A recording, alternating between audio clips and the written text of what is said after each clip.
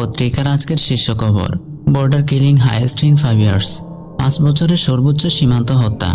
2025 সালে ভারতীয় সীমান্তরক্ষী বাহিনী বিএসএফ ও ভারতের নাগরিকদের হাতে বাংলাদেশিদের হত্যার সংখ্যা গত 5 বছরের মধ্যে সর্বোচ্চে পৌঁছেছে। যদিও সীমান্ত হত্যা শূন্যে নামিয়ে আনার প্রতিশ্রুতি দিয়েছিল ভারত, মানবাধিকার সংস্থা আইন ও সালিশ কেন্দ্রের আশক প্রতিবেদনে বলা হয়েছে 2025 সালে বিএসএফ এর হাতে 34 জন বাংলাদেশি নিহত হন। এর মধ্যে 24 জন গুলিতে এবং 10 জন নির্যাতনের ফলে মারা যান।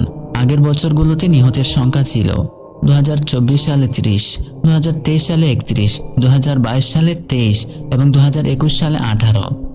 এছাড়া 2025 সালে সিলেট সীমান্ত এলাকায় ভারতের নাগরিকদের, বিশেষ করে খাসি জনগোষ্ঠীর সদস্যদের হাতে অন্তত 12 জন বাংলাদেশি নিহত হয়েছেন বলে নিউ এজ জানিয়েছে।